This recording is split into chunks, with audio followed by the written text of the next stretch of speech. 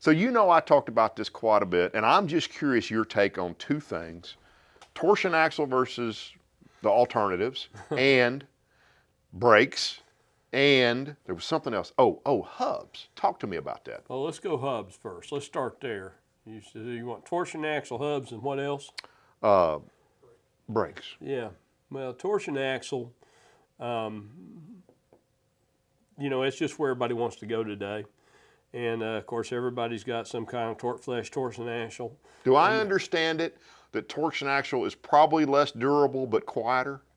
I don't think durability is really a question on the durability of the actual axle. The axle's fine because they freeze that in with dry nitrogen and press it in the sleeve of the tube, so the axle's fine.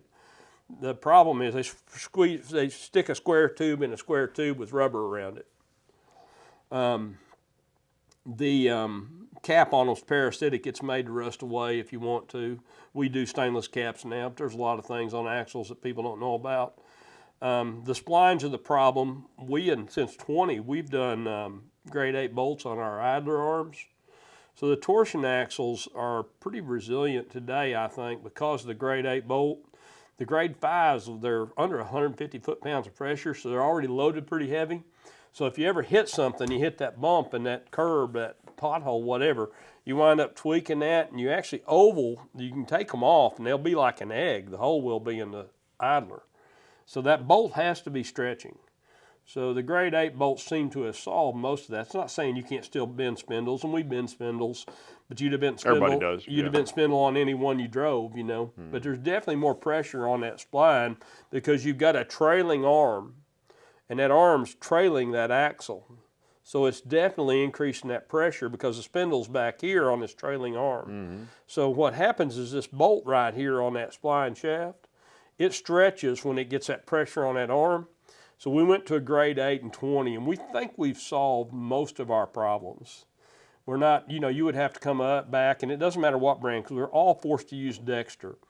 The trailer axle business is... Tell guys who Dexter is. Dexter's a big truck manufacturer. They're about just under a $2 billion company.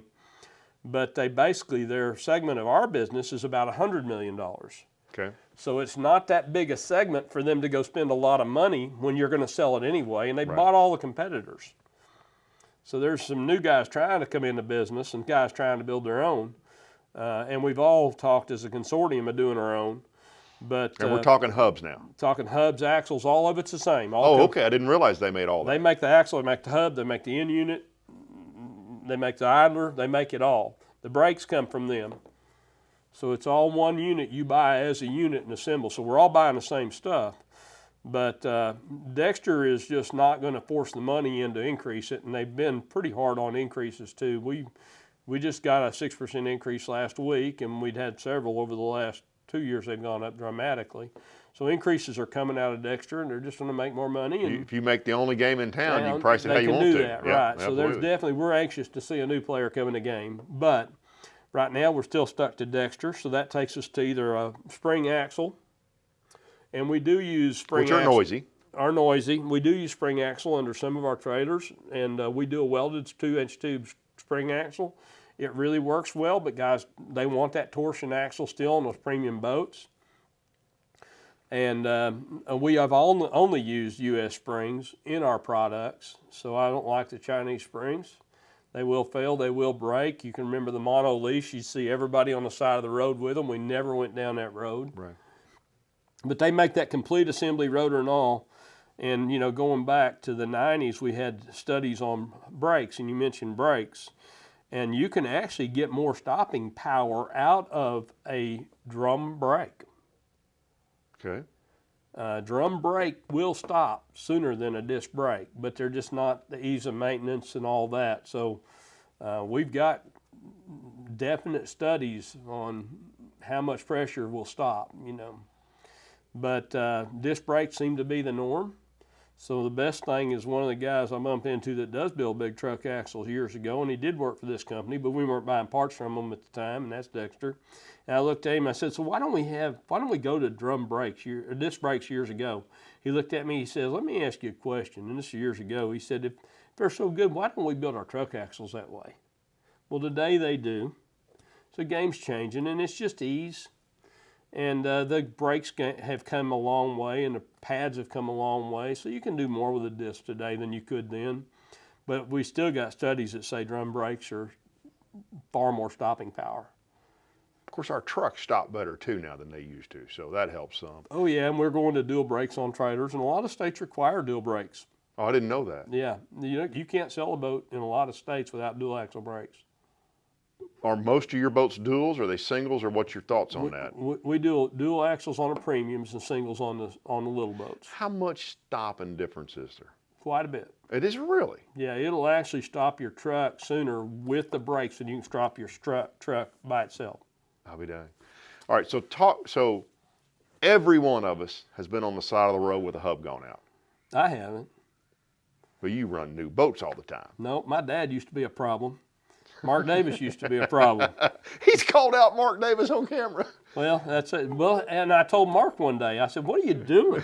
He said, "I don't know. I have a guy pump them up and grease them every time I leave home." I said, "Stop." So yesterday, honest to God, yesterday, I got a guy that's got an old P3, and he lives on the way between Pantera 3. Pantera 3, and he lives between my farm out by the lake, my wife and I got a little place, and town. It's just a few miles, but he lives between there.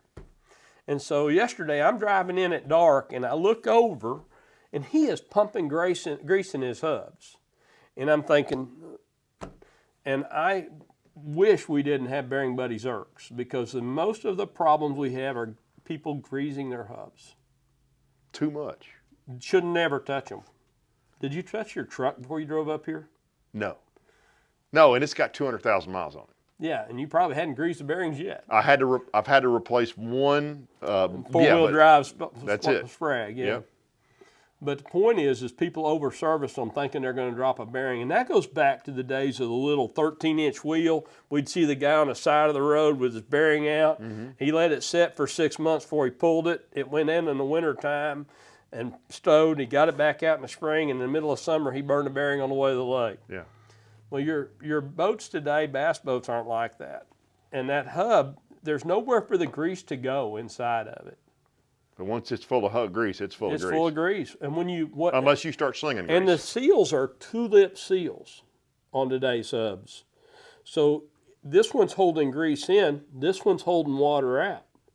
So what happens is you put so much pressure on the inside of that hub, you blow this seal, and when it blows it, it becomes like your lip. If you pulled it down, you'd have a wrinkle in the corners. It wrinkles in the corners, and now the water is intruding your hub. And you're toast. And you're toast eventually, because you put it in the water hot. It now sucks water in. The other thing that's a problem on boats, and this is a good one because it is a problem, and it doesn't matter if you grease them or not, is guys that string their rods, and you've seen guys do it, string their rods going home. And they'll take the line off their reel going home. Or you throw out 2 foot of line next to the ramp, 5 foot of line next to the ramp. It gets in just like hay twine down the highway. Anybody that's a farmer knows what hay twine does. Mm-hmm. So if you wrap around a bale, you get it on the wheels, you burn the bearings out of your baler, you burn the bearings out of anything, right? The same's true for any of that braid, any of that monofilament that get wraps around those axles. And so I hate to see these guys choose it up in a heartbeat. Choose it up in a heartbeat. Just like around a prop. Yep, goes just like a prop, just like a trolling motor, gets on the wheel the same way. And that's probably the number 2 culprit of marine wheels and tires. Well, you got no reason to throw your line in the water to start with. No reason to string your line going down the highway. Right, yeah. It's just easier if I push a button on my 3 rods and let it just all go down the highway. When I get home, I just put new line on. Good gosh. Oil bath hubs versus traditional grease hubs. That's the one more. All right, so we probably had a bad transition there, guys, but I want to talk about oil bath hubs versus traditional grease hubs. We never used oil bath because I wasn't happy with it, and I'll never forget a particular manufacturer would say, well, if it looks like a milkshake, well, it's still good, don't worry about it. It's got oil in it. And I mean, you wouldn't do that on your transmission, your rear end, or anything else if it looked like a milkshake. Your gear case, if it looks like a milkshake, you're changing the lube. Right. And that should be the same on those hubs. Needs to have good quality lube in it. So oil bath, always keep it fresh, no matter what. And, I personally think grease is still irreplaceable. When Bernie, that had UFP before he and his partner sold it to Dexter, he built the vault system. He put it on his horse trailers. And he said, Rick, this works great. Why don't you go to it? So back in the mid-2000 era, we went to vault. It worked really well for a number of years. Then we started having problems in the post-UFP world with transitions of bearings and about 5-year life on cycle of hubs. And then we'd start seeing these hubs going down from that. And the grease was a thixotropic grease. So what that means is the more you move it, it becomes liquid. So when you first put it in, it's a grease, and then eventually it turns to a liquid, and that would basically kind of replace the oil bath. Then when it sets and cools, it gets thick again. But Vault definitely gave us about a 5-year to 7-year span on life, and so I'm back to grease. We've gone to grease. Grease never failed us. Just keep your grease gun off of it. If you're worried about it, every 3 to 5 years, break it down, repack it, put a new seal on it, and go on. So 3 years. I'm fine till 3 years. I think you're fine for, I wouldn't do mine for 5 or 10. So But the average guy, unless if he's I worried- see grease on my hub, I'm Oh, you're good. going to see it, yeah.